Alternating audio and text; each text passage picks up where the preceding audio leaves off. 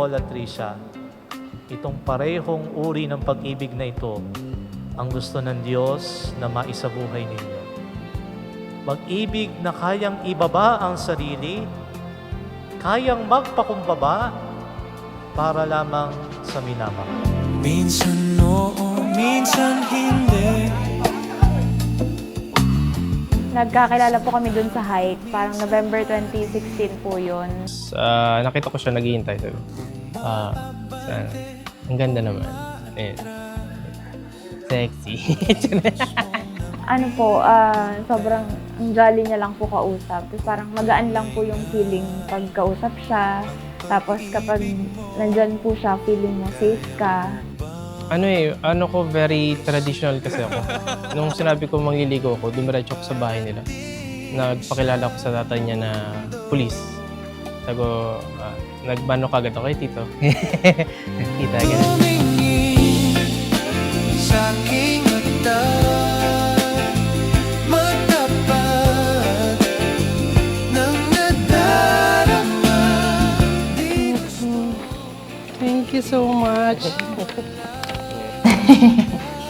Thank you. Ako, ibigin ka kung maging tayo.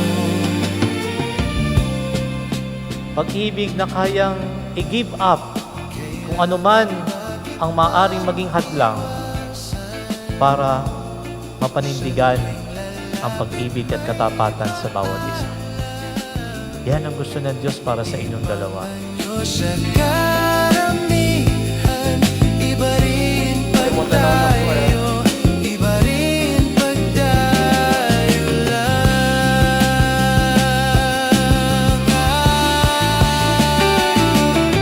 Ibig sabihin, masarap man ang buhay o hindi, magaan man o mabigat, okay man o hindi okay, mamahalin pa rin kita. Magsasama pa rin tayo. Kasi ito ang pinaninindigan natin, ang pagmamahala natin sa isa't isa. Tumingin sa aking mata, magtapat ng nadarama. Di gusto ika'y mawala, dahil handa ako ibigin ka kung maging tayo, kung maging tayo, kung maging tayo. Sa'yo na ang puso ko.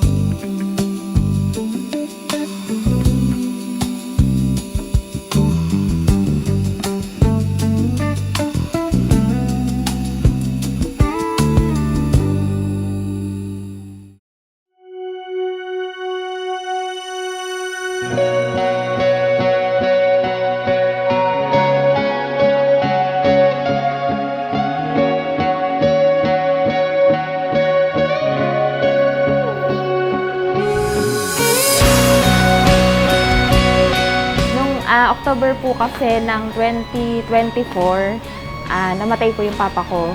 Tapos si Paul po, palagi po siyang nandyan sa amin. Kahit nung namatay po yung papa ko, hindi po siya umalis para may kasama kami ni mama. Kasi lagi siya inaasar na yung meron akong wedding ring sa sasakyan. Siguro 5 years ago pa. Siguro nandiyan lang yung wedding ring natin na sasakyan lang. Na lagi niyang tinatawanan. Hindi niya alam, nandun talaga. Matagal na nandun yung wedding ring. Ano po, mixed emotions po. Kasi parang, siya rin po kasi nang hinayang siya na sana nung buhay pa daw po sana yung papa ko. Nung ginawa niya yun. Parang bakit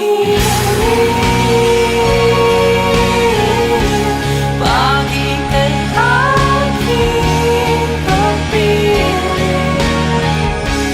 Huwag kang tumingin sa'kin. Ako'y nahuhumali. Ako'y nahuhumali.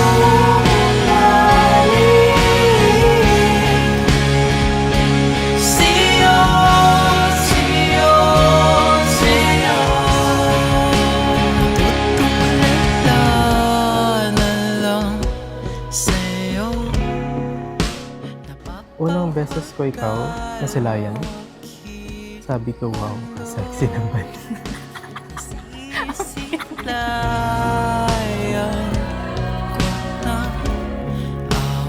Tamay Paul lagi.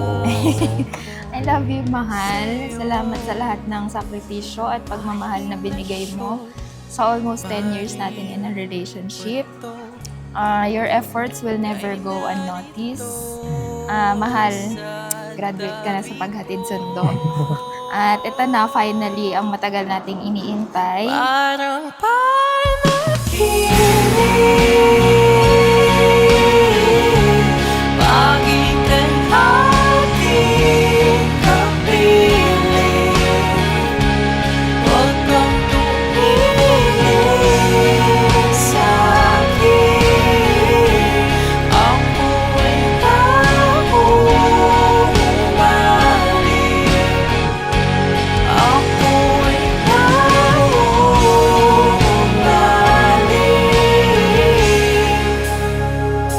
At sa inyong kasal ngayon, sa basbas na tatanggapin ninyo ngayon, makasisiguro kayo na ang Diyos lagi kayong sasamahan sa inyong buhay bilang mag-asawa. Upang ang pag-ibig na ipinunda sa inyo ay manatiling matatag, lumago sa pamamagitan ng inyong magiging pamilya hanggang makamit ninyo ang buhay na walang hanggan. Paulit-ulit na lang, pinapanalangin ka. Mamahalin mo ang iyong mga kamay. Dahil na ilipad na At after ng hike natin, napailing ka sa akin. Galing mo. So, is this fate? Ika nga. Na sa dami-daming pagsubok, sa dami-daming tao, tayo pala hanggang sa huli. Pangako ko sa'yo na hindi ako magsasawa, na intindihin at mahalin ka. Aalagaan kita at ipinapangako ko na hindi kita iiwan, lalo sa mga panahon na mas kailangan mo ko. Mahal kita, may Paul lagi. Sabi nga sa kanta ni TJ Monterde, kahit saan man makarating, sa'yo pa rin uuwi, Paul lagi. palagi.